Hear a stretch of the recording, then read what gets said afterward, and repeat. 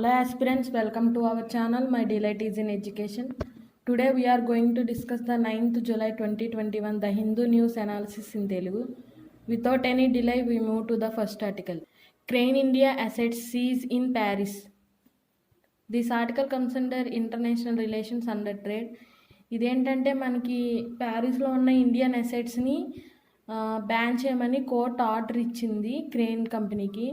అదేంటంటే మన క్రేన్ కంపెనీకి సంబంధించిన ప్రోడక్ట్స్కి ఇండియాలో రిట్రోరెక్టివ్ ట్యాక్స్ అనేది చాలా ఎక్కువ పెట్టారని చెప్పి కాంట్రవర్సీ అయితే జరుగుతుంది. దానికి సంబంధించి వాళ్ళు క్రేన్ కంపెనీ వాళ్ళు వచ్చి పర్మనెంట్ కోర్ట్ ఆఫ్ అట్రిబ్యూషన్కి వెళ్ళారనమాట. ఆ పర్మనెంట్ కోర్ట్ ఆఫ్ అట్రిబ్యూషన్ మన ఇండియాకి కొంచెం పే చేయమని చెప్పి సమ్ అమౌంట్ పే చేయాలని చెప్పి పనిష్మెంట్ అయితే ఇవ్వటం జరిగింది. దానికి సంబంధించి ఇండియా మేమంతా పే చేసేది లేదు, రివ్యూ పిటిషన్ పెడతామని చెప్పడం అయితే జరిగింది. దానికి సంబంధించి క్రేన్ కంపెనీ వాళ్ళకి సీజ్ చేయమని చెప్పి ఇండియన్ అసెట్స్ 70 బిలియన్స్ అసెట్స్ని సీజ్ చేయమని చెప్పి చెప్పడం జరిగింది. క్రేన్ ఇండియా దగ్గర ఆర్డర్స్ అయితే ఉన్నాయి కానీ ప్రస్తుతానికి ఇంకా సీజ్ చేయలేదు. ఫర్దర్గా ఏం జరిగిద్దో తెలుసుకోవాలి. అండ్ నెక్స్ట్ లాస్ట్ టైం కూడా వడాఫోన్ అండ్ దేవదాస్ కేసుకు కూడా ఇలానే జరిగింది. అక్కడ కూడా ఈ కంపెనీస్కే ఫేవర్గా ఆర్డర్ రావడం అయితే జరిగింది. This was regarding this article. Now we are moving to the next article. Kerala confirms its Zika infection. This article comes under Science and Technology regarding diseases, GS paper 3. ఇదేంటంటే కేరళలో ఫస్ట్ జికా ఇన్ఫెక్షన్ కేసు అయితే record అయ్యింది. ఒక pregnant women private హాస్పిటల్కి ఆమెకి fever and rashes ఉన్నాయని చెప్పి వెళ్తే బ్లడ్ టెస్ట్ చేస్తే ఆ బ్లడ్లో జికా ఇన్ఫెక్షన్ అనేది ఫౌండ్ చేశారు. జికా ఇన్ఫెక్షన్ అనేది జికా వైరస్ నుంచి వస్తుంది. ఇదేంటంటే అవివిరైడ్ ఫ్యామిలీకి చెందింది. అండ్ దీనివల్ల ఎఫెక్ట్ ఏంటంటే ఇప్పుడు ప్రెగ్నెంట్ ఉమెన్కి రావటం వల్ల మైక్రోసెఫాలసీ ఎఫెక్ట్ అవుతుంది. అంటే పుట్టపోయే బిడ్డ తలకాయ అనేది చాలా చిన్నగా ఉండడం అయితే జరిగిద్ది. ఇంకా ఈ జికా వైరస్కి ఎలాంటి ట్రీట్మెంట్ కానీ వ్యాక్సిన్ కానీ లేదు. దీని యొక్క సిమ్టమ్స్ వచ్చి headache, fever, skin, muscle pain, joint pains. ఇది ఒక ఫీమేల్ మస్కిటో కొట్టడం వల్ల రావడం అయితే జరిగిద్ది. దీనికి జస్ట్ ప్రివెన్షన్ అనేది ఏంటంటే మాస్కిటోస్ కట్టకుండా చూసుకోవడమే కానీ దీనికి రీసెంట్గా ఇప్పుడు ప్రజెంట్ అయితే ఎట్లాంటి ట్రీట్మెంట్ వ్యాక్సినేషన్ అయితే లేదు. This was regarding this article. Now we are moving to the next article.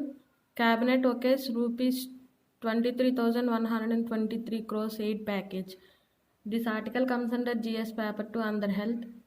ఇదేంటంటే మనకి యూనియన్ క్యాబినెట్ వచ్చి 23,123 crores ప్యాకేజ్ని యాక్సెప్ట్ చేయడం అయితే జరిగింది హెల్త్కి సంబంధించి. దీన్ని ఎలా యూస్ చేస్తారంటే 20,000 ఇండివిజువల్ ICU బెడ్స్ అనేది అడిషనల్గా యాడ్ చేయడం and setting up of paediatric units in all districts.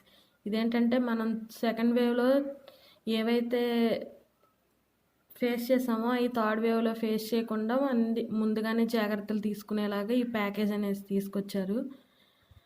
And మనం సెకండ్ వేవ్లో చూసుకుంటే వెంటిలేటర్స్ గురించి కానీ, ట్రాన్స్పోర్ట్ ఆఫ్ ఆక్సిజన్ సిలిండర్స్ కానీ, షార్టేజ్ ఆఫ్ మెడిసిన్స్ ఇవన్నీ చూసాం. ఇవేట్లు కాకుండా జాగ్రత్తలు పడేలాగా ఈ ప్యాకేజ్ని యూజ్ చేయడం అయితే జరుగుతుంది.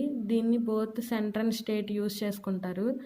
ఎలా అంటే సెంటర్ వచ్చేసేసి 15,000 crores, స్టేట్స్ అన్నీ కలిపి 8,123 crores షేర్ చేసుకునేలాగా. అండ్ నెక్స్ట్ చూసుకుంటే ఇది మనకి ప్యాకేజ్ July 1 నుంచి ఇంప్లిమెంటేషన్లోకి వచ్చింది, March 31, 2022 వరకు.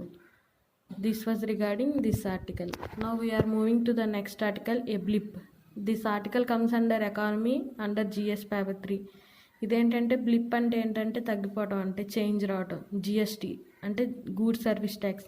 మనం మొన్న ప్రతిరోజు చూస్తున్న ఎకానమీ కాన్స్ట్రాక్షన్స్, ఎకానమిక్ స్వింగ్స్ అని, GST డిక్రీజ్ అని, demand decrease, purchases manage index, exports decrease అని ప్రతిరోజు అన్ని డిక్రీజ్ మీద చూస్తున్నాం. ఈరోజు కూడా అంతే సేమ్ GST వచ్చేసేసి డిక్రీజ్ అవుతుంది అని.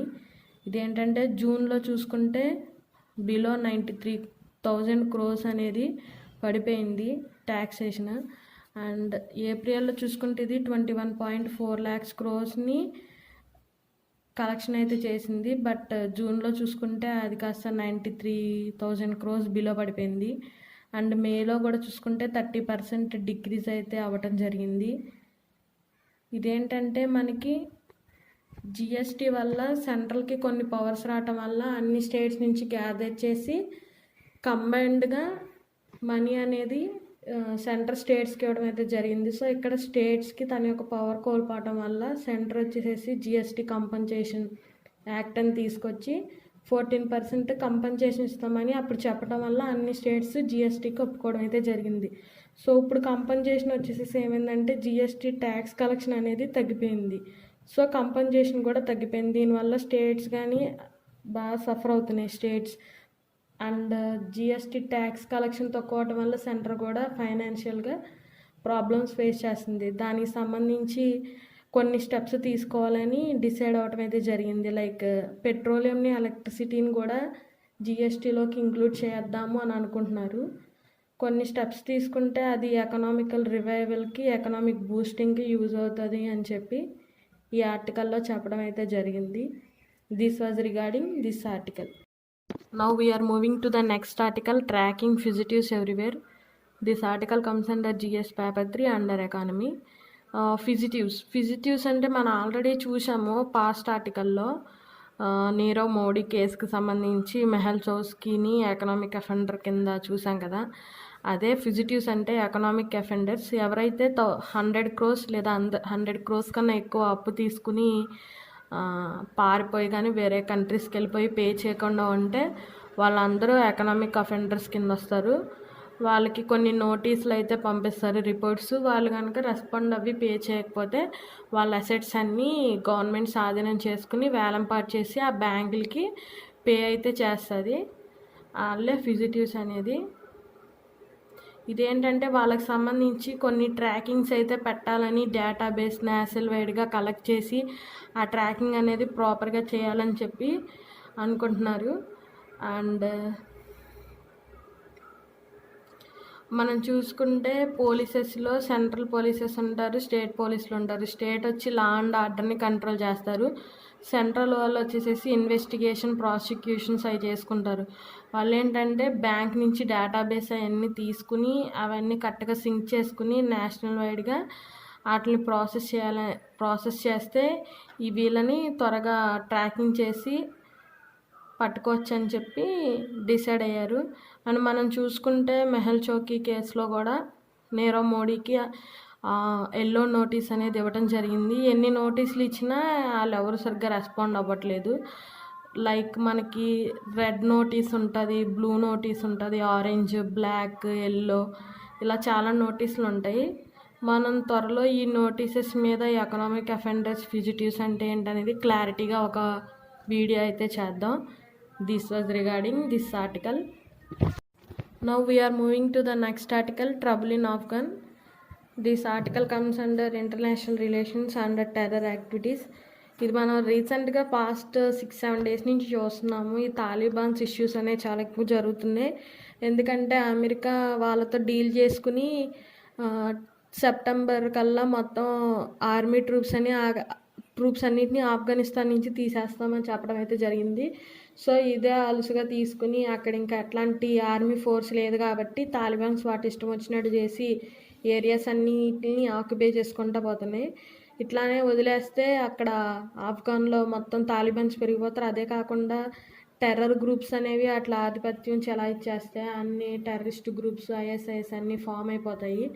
సో ఇలాంటివి జరగకుండా ఉండాలంటే చుట్టుపక్కల ఉన్న ఇరాన్, పాకిస్తాన్, ఇండియా ఇవన్నీ కొంచెం చొనువు తీసుకుని వీటి మీద డీల్ చేస్తే బెటర్. లేకపోతే లా అండ్ ఆర్డర్ ఎప్పుడైతే కంట్రోల్లో వచ్చిపోతుందో అక్కడ టెర్రర్ అయితే పెరిగిపోద్ది. తర్వాత వాటి వల్ల అన్ని కంట్రీస్కి ప్రాబ్లం వస్తుంది. సో కొంచెం మిగతా నేషన్స్ కూడా వాటి మీద యాక్షన్స్ తీసుకుంటే బాగుంటుంది. That was regarding that article. Now we are moving to the next article, India's political economy deprivations. This article comes under internal security. ఇదేంటంటే మనం రీసెంట్గా చూసాము, హాస్పిటల్లో ట్రీట్మెంట్ తీసుకున్న ఫాదర్ స్టాన్ స్వామి అనే అతను చనిపోవడం జరిగింది. ఈయన భీమా కొరేగాన్ కేసుకి సంబంధించిన వన్ ఆఫ్ ద కన్విక్ట్. ఇదేంటంటే 16 మెంబర్స్ని అరెస్ట్ చేయడం అయితే జరిగింది. అందులో 2 కస్టడీలో ఉన్నప్పుడు చనిపోయారు. ఈ భీమా కొరేగాన్ కేసు అనేది ఏంటంటే 200 ఇయర్స్ బ్యాక్ మనకి బ్రిటిషర్స్కిను అండ్ పీష్వా బాజీరావు టూకి యుద్ధం అయితే జరిగింది. అందులో బ్రిటిషర్స్కి మహర్స్ వచ్చి హెల్ప్ చేశారు. వాళ్ళు అక్కడ తక్కువ కులం వాళ్ళు, వాళ్ళ మీద చాలా డిప్రైవేషన్స్, జెండర్ బయాస్ అనేది చాలా చూపించారు. సో అందుకని వాళ్ళు బ్రిటిషర్స్కి హెల్ప్ చేసి వాళ్ళు పీష్వా మీద గెలవడం అయితే జరిగింది. దానికి సంబంధించి 2018లో 200th యానివర్సరీ సెలబ్రేట్ చేసుకున్నారు హ్యూజ్ పాపులేషన్తో. అప్పుడు కొన్ని వైలేషన్స్ లాంటివి జరిగినాయి. అప్పుడు కొంతమందిని అరెస్ట్ చేశారు యూఏపీఏ కేసు కింద. వాళ్ళని 2 years నుంచి జైల్లో ఉంచారు. అయితే ఈయన స్టాన్ స్వామి విషయంలో వచ్చి ఆయనకి చాలా హెల్త్ ప్రాబ్లమ్స్ ఉన్నా కూడా మెడికల్ పరంగా ఒక ట్యాబ్లెట్ తీసుకోవాలన్నా ఆయన ఎన్నో పర్మిషన్స్, కోర్ట్ అడ్రస్ తెచ్చుకుని తీసుకోవడం జరిగింది. సో సరైన మెడికల్ కేర్ ఇవ్వలేదు. అండ్ ఇలాంటి విషయాల్లో చూసుకుంటే కోర్ట్ అనేది ఎప్పుడు జస్టిస్ అనేది ఇచ్చి ఇన్వాల్వ్ అవ్వటం అయితే జరిగిద్ది. బట్ ఇక్కడేమో ఈ కేసులో ఎలాంటి జస్టిస్ ఇన్వాల్వ్మెంట్ లేదు. అండ్ రీసెంట్గా చాలా ఈ ఇంటర్నల్ టెర్రర్ లాస్ మీద కానీ, ఈ వాక్ స్వతంత్రం మీద కానీ చాలా విషయాల్లో ఉన్న లాస్ని మిస్యూజ్ అయితే చేస్తున్నారు. చాలా గ్రాంటెడ్గా తీసుకుంటున్నారు. అందుకనే ఎకనామిక్ డిప్రైవేషన్స్ అనేవి వస్తున్నాయని ఈ ఆర్టికల్లో చెప్పడం అయితే జరిగింది. This was regarding this article. నా సమాచారం కనుక మీకు నచ్చినట్టయితే లైక్, షేర్ అండ్ సబ్స్క్రైబ్ చేయండి.